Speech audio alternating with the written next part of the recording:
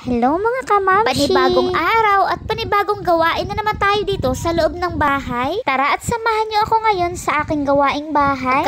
Pagkaalis na nga ni Shane dyan at nakapasok na nga siya sa kanilang eskwelahan. Simula na nga ako dyan maglinis ng aming kwarto at sinalin ko naman yung bigas dito sa aming bigasan. Tapos ko na nga maglinis sa loob ng kwarto ay nagwalis naman nga ako sa labas. Nakatapos na nga ako sa aking pagwawalis ay eto naman nga yung aking inatupag at magluluto na nga ako ng aming pananghalian. Magluluto nga pala ako ngayon mga kamamshi ng adobong sitaw. Karne nga ng baboy yung isinahog ko dito at pinirito ko nga muna. Pili ko nga pala itong sitaw na ito sa halagang 40 pesos at napakasariwa pa nga at bagong pitas. Madala nga lang din kami mag-ulam neto at naku Diyos ko, ako'y nirarayuma.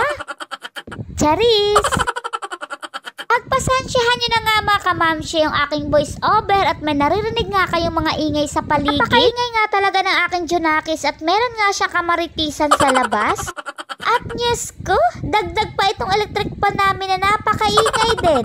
Pero kahit ano pa nga nakakadistract mga kamamshi ay kailangan ko pa nga rin talaga makapag-voice over at makapag-edit nga nitong aking video. Aba naman syempre at para updated kayo sa aking buhay-buhay araw-araw.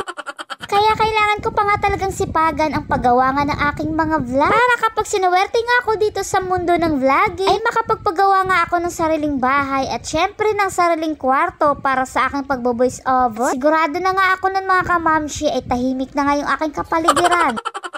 Sa totoo nga lang mga kamamshi ay hindi nga rin talaga madali yung pagbablog. Hindi nga araw-araw ay makakagawa ka nga kaagad ng iyong content. Dahil dumarating ka nga rin sa point na nanghihina ka na at wala ka nang maia-upload. Dahil hindi nga rin talaga madali yung paggawa nga ng content at minsan ay nauubusan nga rin tayo ng maiko-content. Pero kapag dumarating nga tayo sa point na yun mga kamamshi, ang maipapayo ko nga lang din sa inyo, pahinga lang ng konti pero wag susuko. Mas mainam na yung lumalaban kesa nga sumuko. Sipag at tiyaga nga lang talaga yung pairalin para nga makamit yung tagumpay. Dahil sa buhay ay wala ngang madali at kailangan mo nga talaga itong paghirapan. Basta ang masasabi ko nga lang ay push lang, laban lang at go lang. I-enjoy lang natin yung paggawa nga ng ating mga content. Huwag muna nating isipin kung magkano nga yung ating kikitain. Basta ang importante, nag-i-enjoy ka nga sa mga ginagawa mo at always think positive lang.